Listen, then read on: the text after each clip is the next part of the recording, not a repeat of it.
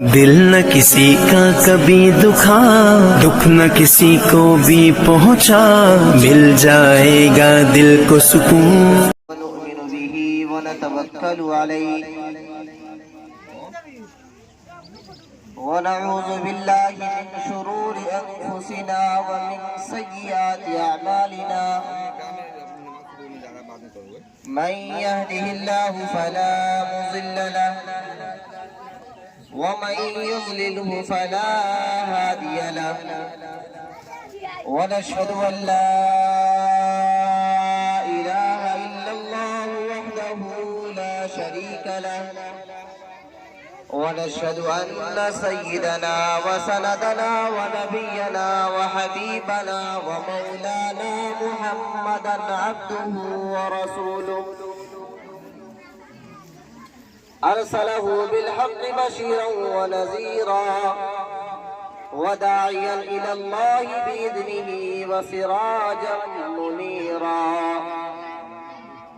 أما بعد أعوذ بالله من الشيطان الرجيم بسم الله الرحمن الرحيم وإذا سألك عبادي عني فإني قريب وقال الله تبارك وتعالى أياما معدودات وقال تبارك وتعالى لقد كان لكم في رسول الله أسوة حسنة صدق الله العظيم وصدق رسوله النبي الأمين المتين الكريم ونحن على ذلك لمن الشاهدين والشاكرين والحمد لله رب العالمين۔ محترم حضرات، معزز سامعین کرام، عزیز بچوں، ہم عمر ساتھیوں، عمر دراز احباب کرام،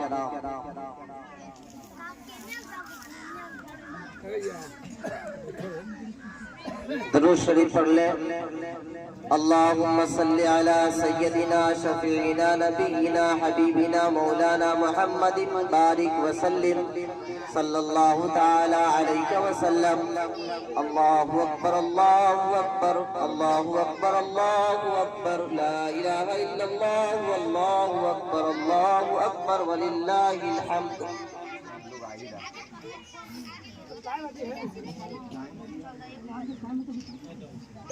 اللہ تبارک و تعالی کا بے انتہا فضل اور کرم ہوا ہے کہ اللہ تبارک و تعالی نے ہم سبوں کو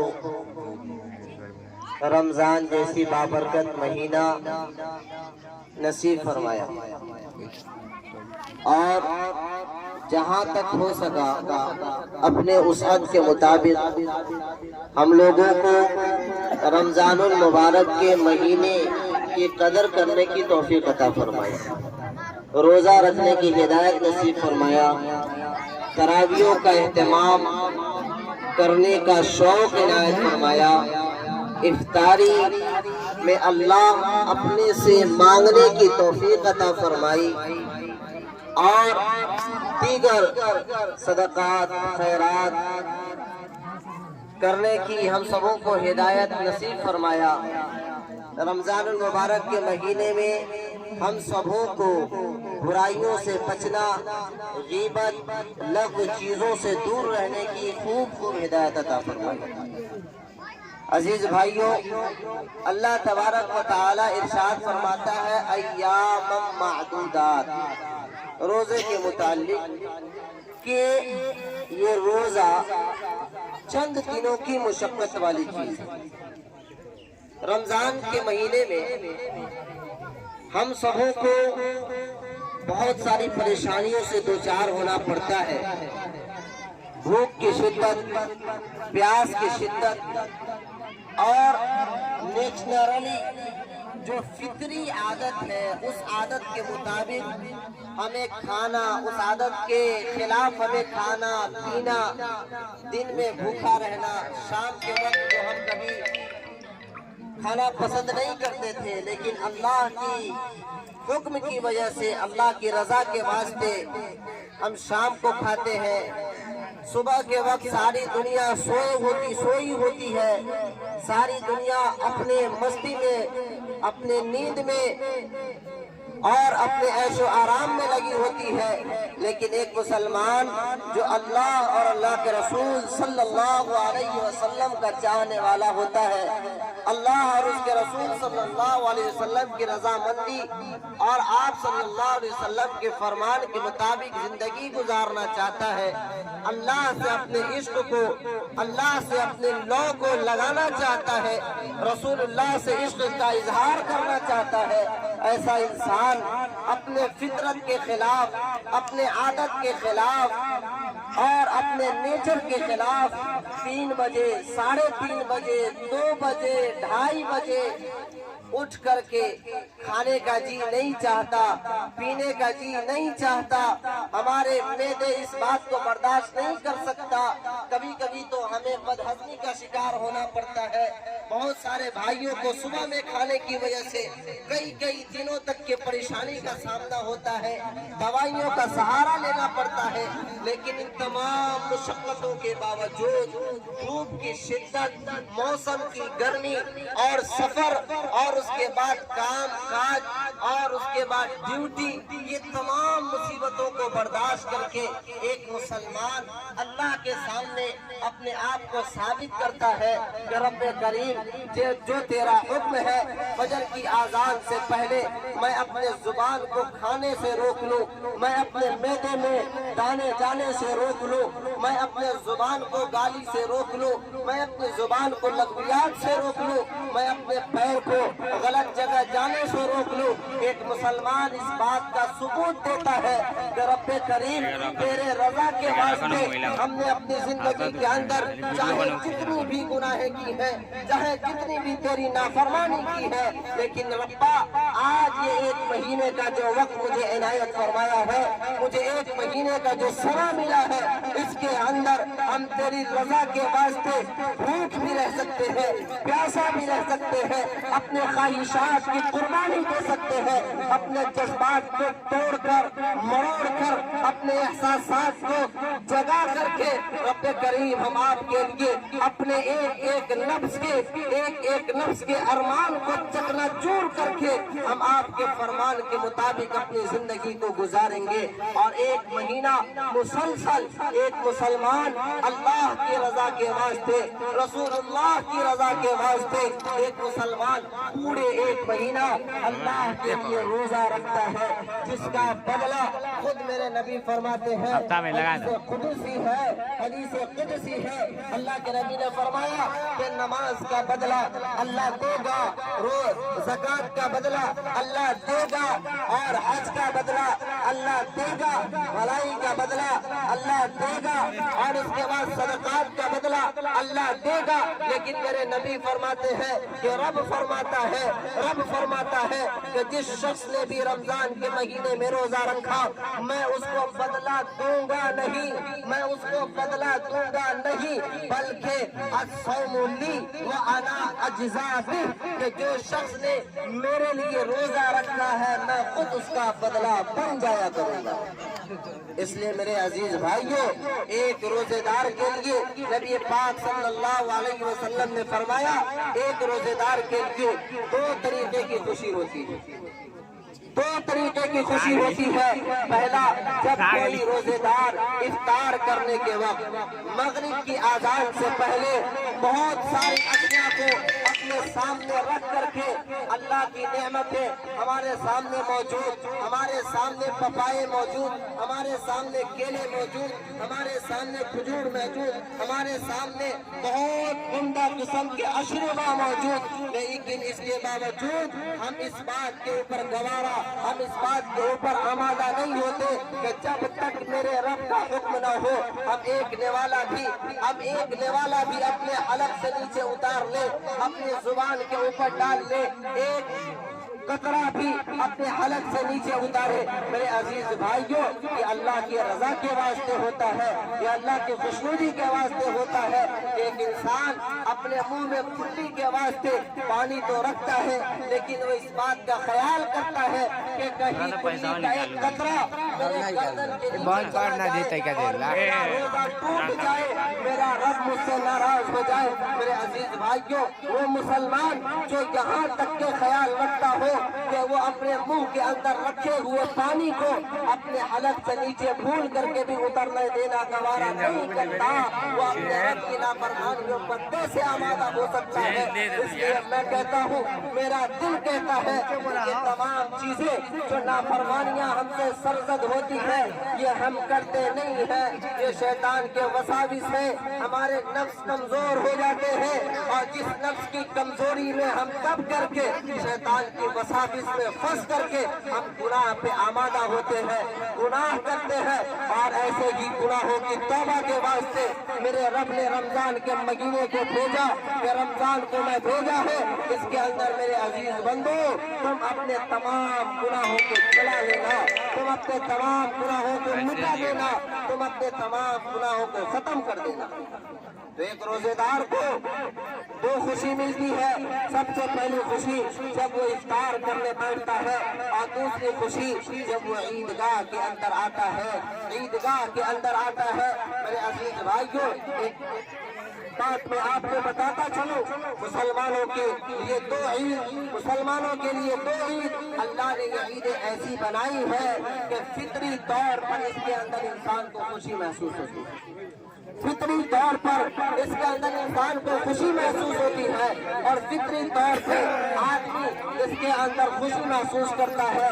دوسرے تہوار جو غیروں کے تہوار ہے، ان تہواروں میں وہ خوش ہونا چاہتے ہیں، لیکن یہ تہوار ایسا ہے کہ میرا رب مجھے خوش کرنا چاہتا ہے۔ اللہ تبارک و تعالیٰ کے پیارے حبیب سرکار دو عالم صلی اللہ علیہ وسلم ارشاد فرماتے ہیں کہ رمضان کے بعد عید کا دن مومنوں کے لیے بدلے کا دن ہے، مومنوں کے لیے بدلے کا دن ہے۔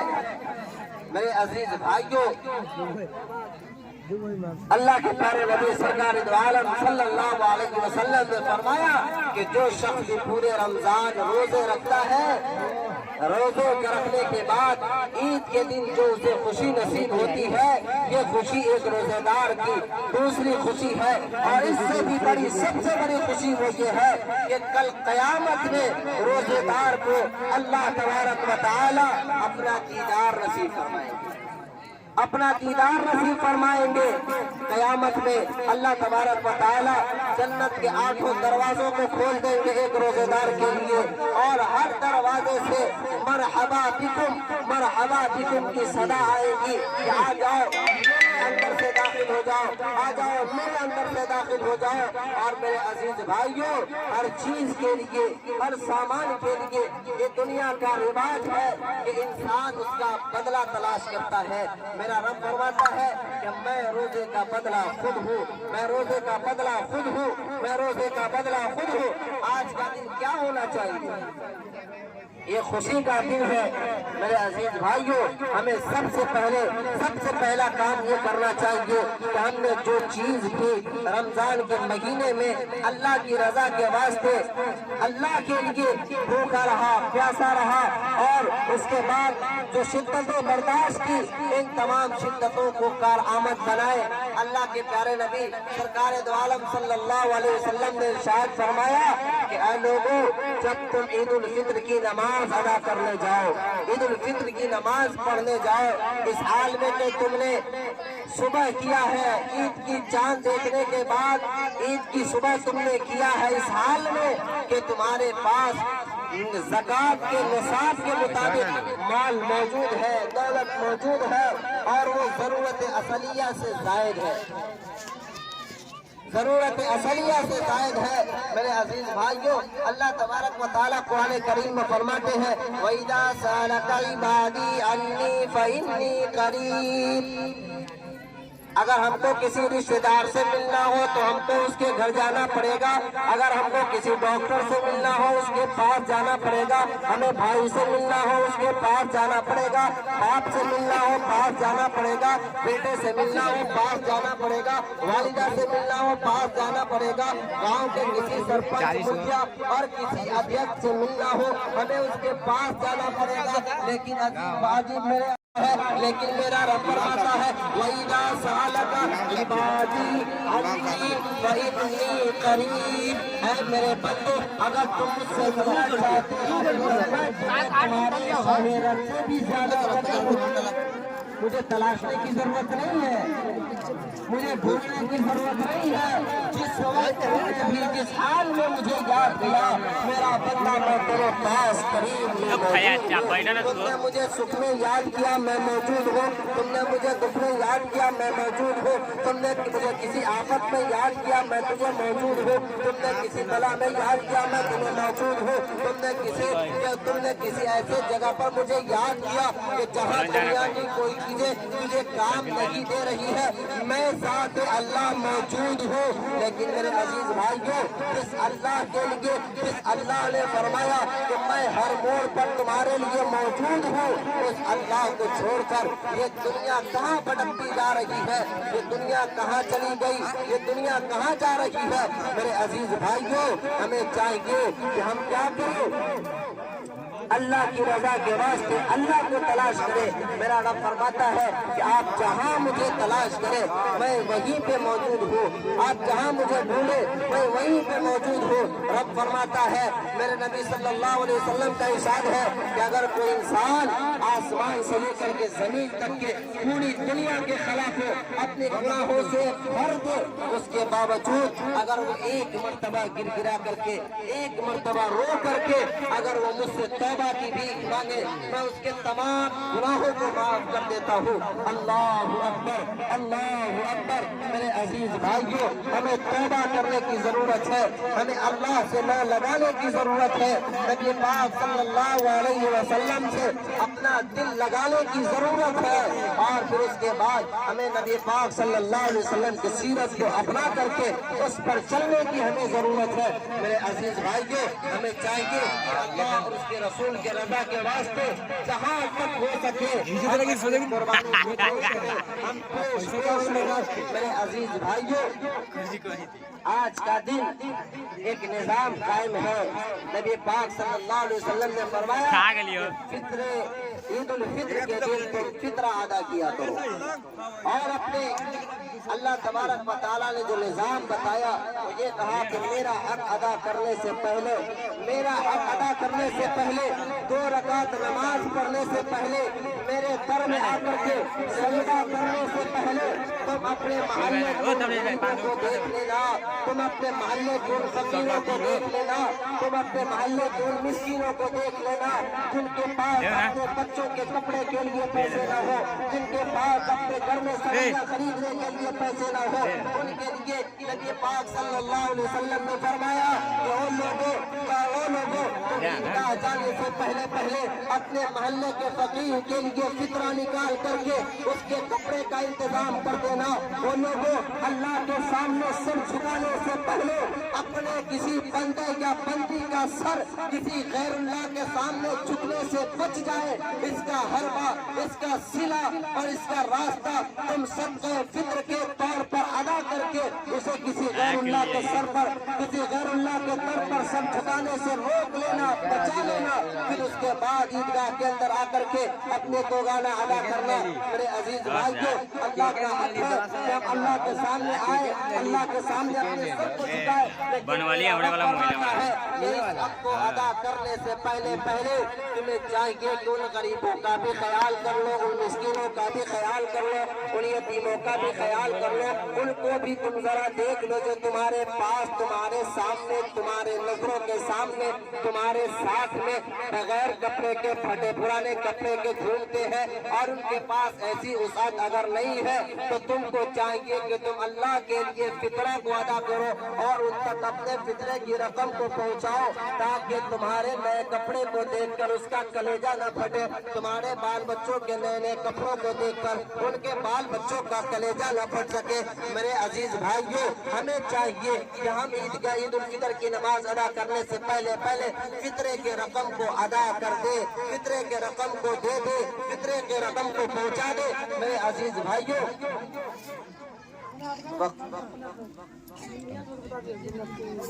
बंद कर दो। बात तो बहुत सारी हो गई, होती रहती है, ये तमाम बातें हम सबों को ख्याल रखना चाहिए। अब वक्त खत्म हो रहा है, 7:45 बज चुके, जमात का वक्त है।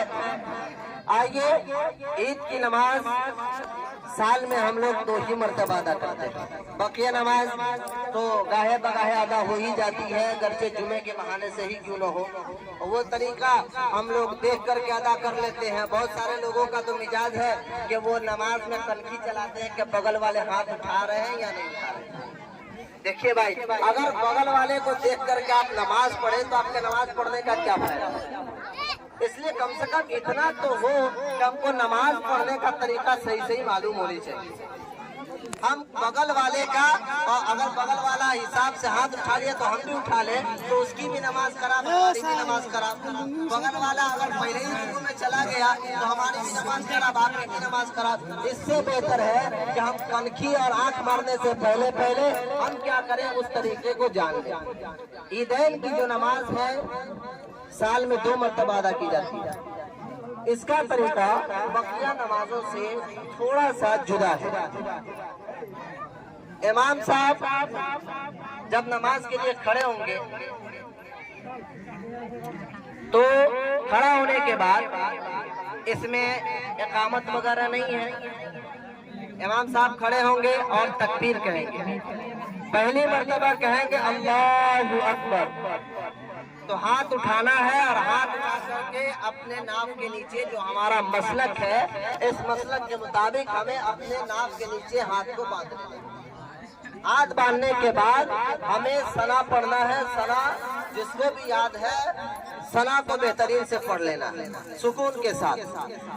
हड़बड़ाना नहीं है कि इमाम साहब जल्दी है कहीं अल्लाह अकबर न कह दे। इमाम साहब को भी सना पढ़ना होता है, इसलिए आप सना पढ़ेंगे, सना बराबर है। वक्त उतना ही लगेगा जितना इमाम साहब का लगता है, और इमाम साहब का भी लगभग उतना ही वक्त लगेगा जितना आपका लगता है। थोड़ा मोड़ा आगे पीछे हो सकता है, कहीं तेज पढ़ लिए तो, लेकिन इमाम साहब हर कैब इस बात का ख्याल रखते हैं। अल्लाह अकबर कही जाएगी, आप हाथ को नीचे बांध लेंगे। हाथ नीचे बांधने के बाद सना पढ़ेंगे। सना पढ़ने के बाद ये कंफ्यूजन दूर करें, सना पढ़ने के बाद इमाम साहब अल्लाह अकबर कहते हुए हाथ उठाएंगे।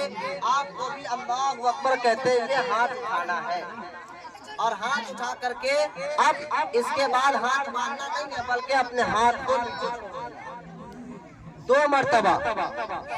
पहली मरतबा अल्लाह अकबर इमाम साहब कहेंगे, सना पढ़ना है। दूसरी मरतबा हाथ उठा करके हाथ छोड़ देना है। फिर तीसरी मरतबा इमाम साहब कहेंगे अल्लाह अकबर, हाथ उठाना है, हाथ छोड़ देना है। चौथी मरतबा इमाम साहब अल्लाह अकबर कहेंगे तो हाथ उठा करके फिर हमको नियत बांधनी है और औज़ बिल्लाह बिस्मिल्लाह पढ़ करके चुप हो जाना है। हमको कुछ वहाँ पे पढ़ना नहीं है। अब आगे की गाड़ी चलाना इमाम साहब का काम है। इमाम साहब तिलावत करेंगे, सूरह फातिहा पढ़ेंगे, सूरज मिलाएंगे, फिर बकिया नमाजों की तरह जो रुकू होती है रुकू होगा, और उसके बाद में सजदा, सजदा के बाद फिर दूसरी रकात के लिए हम खड़े हो जाएंगे। इमाम साहब तिलावत करेंगे। तिलावत के बाद यहाँ पे ज्यादा कंफ्यूजन होता है। तिलावत के बाद जैसे ही इमाम साहब अल्लाह अकबर कहेंगे, रुकू में नहीं जाना है, रुकू में नहीं जाना है, बल्कि हमें अपने दोनों हाथ को अपने कान के लौ तक उठाना है और उठा करके दोनों हाथ को छोड़ देना है। 3 मरतबा तकबीर कही जाएगी। अल्लाहु अकबर, हाथ उठाएंगे छोड़ देंगे। अल्लाहु अकबर, हाथ उठाएंगे छोड़ देंगे। अल्लाहु अकबर, हाथ उठाएंगे छोड़ देंगे। चौथी मरतबा जब कही जाए अल्लाहु अकबर, तो हाथ को बगैर उठाए हुए रुकू में चला जाना है।